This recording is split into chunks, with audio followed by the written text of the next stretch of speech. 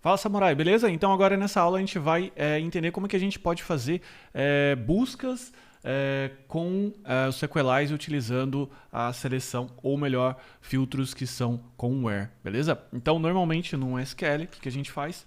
A gente faz um select, eu vou colocar aqui o asterisco só para ficar de forma didática, from customers where alguma coisa, tá bom? Então a gente vai entender como que a gente pode colocar o where aqui dentro do SQLite. Só que antes da gente chegar nesse ponto, a gente vai entender aqui basicamente as três formas de se escrever um find, ok? A gente tem aqui o find all, que ele vai buscar todos, tá bom? Mas ainda a gente tem uma possibilidade de buscar somente um. Então, quando a gente está aqui, por exemplo, selecionando um customer, dentro do SQL, a gente pode colocar o limit one, e significa que ele vai achar o primeiro e vai retornar o primeiro daquela lista que a gente está buscando, beleza? Como é que a gente pode fazer isso no SQLite? No SQLite é bem fácil, a gente pode fazer isso utilizando o find one. Beleza? Então o que a gente pode fazer? Eu só vou comentar essa parte aqui, eu vou deixar ele guardadinho pra gente não perder, que eu vou colocar customer e aqui eu vou colocar find one, ok? Então nesse momento aqui eu vou selecionar e ele selecionou aqui pra gente quem? O primeiro, tá bom? O legal é que o find one ele já não retorna um array, como a gente tinha aqui, né? Então a gente tinha aqui um array porque a gente estava retornando vários customers. E quando a gente faz aqui o find one, ele tem aqui o limitador, que é o limit one, tá bom? De repente, aqui a gente pode estar utilizando para retornar um objeto, então a gente pode colocar o where, que é o que a gente vai ver logo na sequência.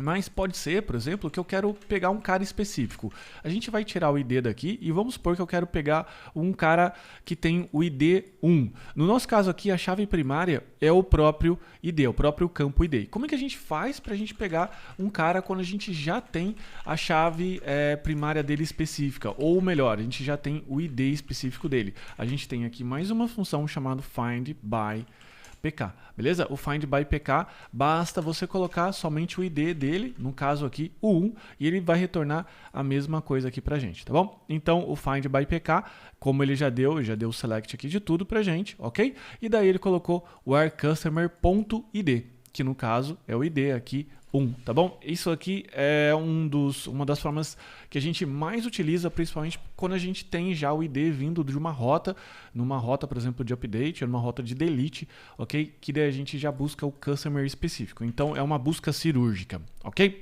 Então vamos voltar aqui, eu vou deixar esses outros comentados, até para você não se perder depois, ok? Eu vou voltar aqui com customers, legal? E a gente vai entender agora como que a gente pode fazer filtros dentro do SQL, que na prática é utilizando o where, tá bom? O where, ele é escrito como se fosse mais uma propriedade dentro do find, ok? E a gente pode colocar as condições aqui. Então ele entra nas condições como se fosse um objeto. Bacana? E aqui, o que a gente pode fazer? A gente pode colocar o nome do campo. Então vou colocar o nome do campo aqui. Vou fazer a mesma seleção, aliás, ID 1, beleza? Então quando a gente retornou isso daqui, ele foi lá, deu o select de todo mundo, né? E ele retornou o ID 1. Só fique atento, por quê? Porque aqui o find all, ele achou somente um, que era o próprio ID que eu estava buscando, mas ele ainda é um array, tá bom? Então toma cuidado na hora de iterar que esse carinha aqui. Se eu for dar o find one, vamos ver como é que ele vai retornar. Ele vai retornar então somente um, tá bom? Que é, no caso, o primeiro que ele achou. Então só toma cuidado que isso muda basicamente a forma de iterar. Eu posso colocar outros campos aqui também, eu posso colocar status, aqui active, beleza? Então vou pegar todo mundo que está com status ativo, que no caso é o Dev Samurai, e o Google. Como a gente tinha a Microsoft lá, a Microsoft está arquivada, ou melhor, está inativa no nosso sistema. Bacana? É uma empresa muito pequena e não vale a pena a gente colocar no sistema. Tá bom? Então, vamos agora brincar um pouco mais, aumentando um pouco mais a complexidade desse where aqui. Bacana? Dentro do próprio SQLite, a gente tem algumas formas da gente colocar operadores, né? Que são aqueles operadores que a gente pode colocar, que é o operador de AND, igual, etc, etc, tá bom? Dentro, então, do SQLite, a gente tem aqui essa forma de fazer isso daí, que a gente pode colocar aqui importando o OP, beleza? From Sequelize, ok? Então aqui com o OP, que é de operação, a gente pode fazer esse mesmo processo. Só que muda aqui um pouquinho na forma que a gente vai fazer o where, muda na verdade a sintaxe. Por quê? Porque agora o OP ou o operation, ele tem que entrar aqui. Como é que ele entra? A gente abre aqui de novo um objeto, bacana, e a gente agora coloca um array. Então a gente coloca aqui o OP e a operação que a gente quer fazer. Vamos supor que a gente quer colocar aqui igual e a gente vai escrever o mesmo where que a gente fez ali. Então, quando a gente colocar aqui o operador EQ, beleza? Ele vai retornar então para a gente aqui where status igual ativo. Então ele vai retornar para a gente todo mundo que está com status ativo. Eu vou só tirar essa exclusão aqui. Aliás, vou tirar esses atributos só para você ver o atributo retornando, né? Senão você não vê. Então o status aqui ativo, ok? Então com esse operador aqui a gente pode fazer a nossa seleção, bacana? Quando que a gente quer também colocar mais seleções? Por exemplo, eu quero todo mundo que não seja igual. Qual é a opção que a gente tem aqui? A opção que a gente tem aqui é o NE, tá bom? Ou seja, not equal active. E essas operações a gente tem aqui dentro do próprio manual do Sequelize também, tá bom? Então dentro desse manual você tem aqui tudo que você pode fazer basicamente com o OP, que é o end, or, gt, que é o greater than, equal, menor, né? Menor igual, não é igual, between, not between, in, enfim, todos esses operadores que você já está acostumado. A gente vai aqui brincar com alguns e depois você acessa o link do manual aqui do Sequelize e você faz o seu play aí, o seu playground, tá bom? Então a gente vai colocar aqui, por exemplo, que eu não quero que seja ativo. Tudo que não é ativo é arquivado. No nosso caso aqui, então, apareceu a Microsoft. Se tivesse mais de um status, né, dentro do sistema, a gente poderia, de repente, colocar aqui com um array. Ele também pode brincar dessa forma. Deixa eu só dar uma olhadinha aqui.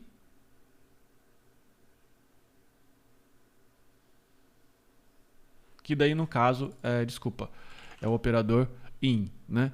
Ou então o not in, tá bom? Então desculpa a minha falha, porque o operador igual ele não aceita um array. Então quando eu quero que alguma coisa fique dentro dos status, por exemplo, eu coloco aqui in, então vou pegar todo mundo que está dentro de ativo e aqui, por exemplo, o archived. Beleza? Então eu posso pegar todo mundo aqui que está ativo e está inativo. A gente pode colocar múltiplos campos, então vou colocar aqui name, por exemplo. Então quero pegar todo mundo que está ativo ou arquivado, cuja o name, beleza? Então eu vou abrir aqui novamente e aqui eu vou colocar aqui op.like, né? O operador like aí do SQL, que se chama dev tá bom? Então todo mundo que tem ativo ou arquivado, que tem um like de dev, então é sempre legal também. Eu aprendo muito quando eu vou escrevendo e vendo aqui o SQL, né? Então o que ele colocou? Where customer status in, que é esse operador aqui, in, beleza? End customer.name like dev, e ele colocou aqui a porcentagem, tá bom? Como só tem, no caso aqui, um campo, ele deixou dessa forma pra gente. Como é que a gente pode trabalhar agora também com data, né? Data é uma coisa que normalmente as pessoas acabam se confundindo aí, beleza? E eu vou colocar aqui, na verdade, só vou comentar isso para ele não retornar somente um. Eu vou colocar aqui, por exemplo, a data de criação. No caso do Dev Samurai, ele foi criado do dia 13, tá bom? Como é que a gente pode fazer aqui essa brincadeira? Então a gente vai colocar aqui, ó, created at, beleza? E a gente vai colocar então aqui o operador op.equal, ou melhor, maior, beleza?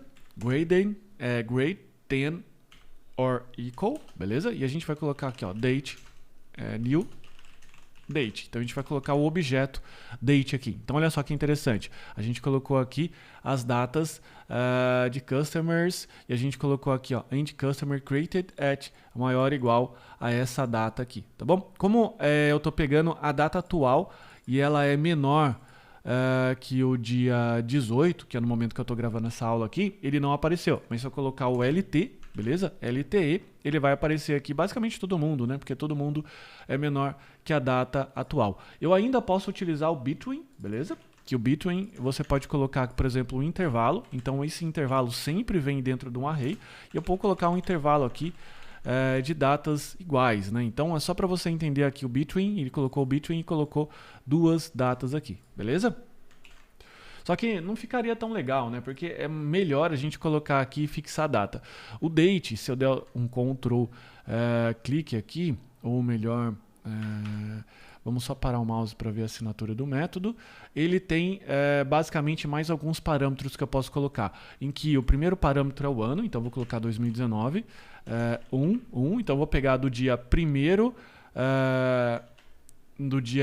do ano 2019, mês 1 e dia 1, até, por exemplo, 2019, 12/31. Então vou pegar, não existe 32, existe 31, então vou pegar o ano inteiro. Então nesse caso aqui, vamos ver o SQL que ele escreveu. Então ele já escreveu aqui dia 1, beleza? Do 1, ok? Já colocou a data aqui e colocou a data aqui pra gente, tá bom? Então ele já fez o ajuste. Nossa, porque tá estranho aqui, né? Por que ele tá colocando esse 2 aqui? É porque ele já tá lidando com timestamp, que no caso é a diferença de fuso, beleza? Então ele já faz essa diferença de fuso horário aqui pra gente, tá bom? Que mais que a gente pode brincar aqui? A gente pode colocar aqui, por exemplo, vamos ver um OR, beleza? Então vamos ver aqui como a gente pode fazer o OR. Então daí a gente abre aqui o OP, beleza? Vamos supor que eu quero fazer o grupo de OR com esses dois aqui, então eu vou descomentar o name.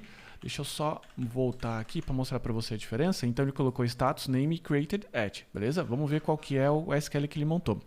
E o SQL que ele montou foi sempre com end, ó. End aqui, beleza? E tem o end aqui. Então vamos supor que eu quero que esse grupo aqui ele seja ou que tenha esse status ativo ou inativo, ou que bata com o like de dev. Vamos supor que eu quero isolar esse grupo aqui e esse grupo aqui seja o grupo opcional, ou é um ou é outro. O operador que a gente pode utilizar é o OR, beleza? Então por isso a gente vai colocar aqui op.or e aqui a gente vai imaginar como se fosse dois campos diferentes, tá bom? Então a gente pode montar aqui o operador OR e a gente pode colocar aqui status e name. No caso, ele pode ter status or name. Então qualquer uma dessas situações que bater, ele vai voltar pra gente.